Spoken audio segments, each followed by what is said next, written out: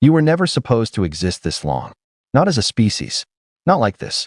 And if the math is right, humanity already has an expiration date. But here's the strange part. No one agrees on what kills us. Some say it's fire from the sky. Others say it's something we create ourselves. But one prediction, cold, statistical, and disturbingly simple, suggests something worse.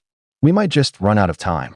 In 1993, a physicist made a calculation using nothing but probability. No doomsday asteroid. No alien invasion. No divine judgment. Just numbers. And those numbers pointed to a chilling possibility. There's a 50% chance humanity won't make it past the year 2779. That's about 760 years from now. But that's not even the craziest part. Because if that prediction is even slightly accurate, then everything we're building, every city, every invention, every dream, it all exists on borrowed time. So what happens if we actually knew the exact moment it all ends? Would we panic? Would we give up? Or would we finally do something we've never done before? Work together? And this is where it gets weird. Because when you map out the future, year by year, the path to extinction doesn't look like one single disaster. It looks like a chain reaction, one event triggering another, one decision changing everything. And it might have already started, right now, because the countdown may not begin in the future. It may have already begun. It starts with something almost invisible, a rock. In 2029, a massive asteroid will pass terrifyingly close to Earth, close enough to slip between satellites, close enough to remind us how fragile we really are. But here's the strange part, it won't hit us. Not this time. And that's exactly why it matters. Because it proves something dangerous. We won't see the real threat coming. While we're watching the skies, something else begins to shift. Right here on Earth. By the 2030s, humanity hits a breaking point. Population explodes. Resources stretch thin. And for the first time, we start redesigning ourselves. Parents begin choosing their children's genetics. Not just health, but intelligence, appearance, even personality. And that's when things changed. Because evolution stops being natural. It becomes engineered. At the same time, something else is quietly building above us. A wall. Not of stone, not of steel, but debris. Thousands of dead satellites, broken fragments, invisible shrapnel orbiting Earth at lethal speeds. And this is where it gets weird. Eventually, it becomes so dense, we can't leave the planet. We become trapped.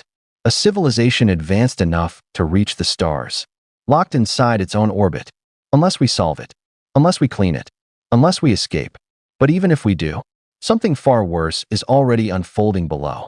By 2045, the planet stops behaving like home.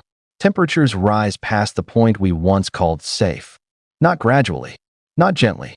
But here's the strange part. Even after switching to clean energy, it doesn't stop.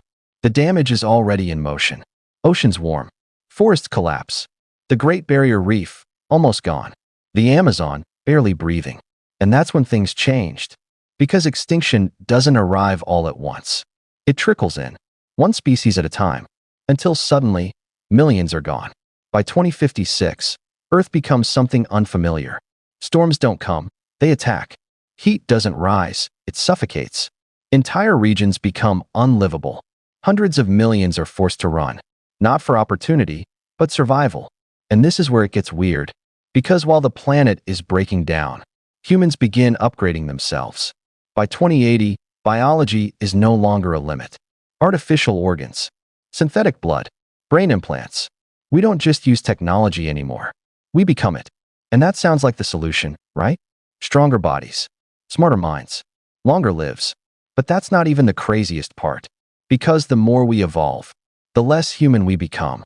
And somewhere in that transformation, we might lose the very thing we're trying to save. By the end of the century, Earth begins to drown. Sea levels rise. Cities vanish. Entire coastlines disappear beneath the water. Hundreds of millions are displaced. And this is where it gets weird. Humanity doesn't collapse. It adapts. Population stabilizes. Technology accelerates. And by the 22nd century, we leave. Not as explorers, but as survivors. We spread across the solar system, mining asteroids, building colonies, reaching for Mars. And for a moment, it feels like we made it. But then, something unexpected happens. A new kind of threat emerges. Not from nature, from us. Because now, weapons aren't limited to Earth. A single hijacked spacecraft could redirect an asteroid. Not randomly, but precisely. And that's when things changed. War is no longer local. It becomes planetary, even interplanetary. And yet, we keep going. By the 23rd century, we reach beyond our solar system. Faster ships, smarter probes. And then, we find something. Life. Not intelligent, not advanced, but undeniable. Alien. But here's the strange part. We're no longer sure we're human enough to care. Because by 2300, humanity has transformed. Stronger, faster, smarter, something new, something else. And that raises a terrifying question. If we survive, will it still be us? By the year 2500, humanity becomes something almost godlike. We control Earth's energy, manipulate weather, reshape landscapes. We build cities beneath oceans. We reach toward the sun itself. And this is where it gets weird. We start thinking bigger than planets. Megastructures, star-level engineering. Ideas that once sounded impossible now feel inevitable. But that's not even the craziest part. Because the closer we get to ultimate power, the closer we get to disappearing. By 2779, something happens. Not one event, not one cause, a chain reaction. Maybe we leave Earth behind. Maybe we evolve into something unrecognizable. Or maybe we simply vanish. Not with an explosion, but with silence. And here's the truth no one wants to admit. This prediction isn't certain. It's just probability. A 50% chance. But what if it's right? What if we actually knew the exact moment everything ends? Would we destroy ourselves faster? Or finally protect what we have? Would we give into chaos? Or rise above it? Because the real question isn't when humanity ends. It's what we do before it does. And here's the part that stays with you. If your entire species had a countdown, would you try to escape it? Or accept it?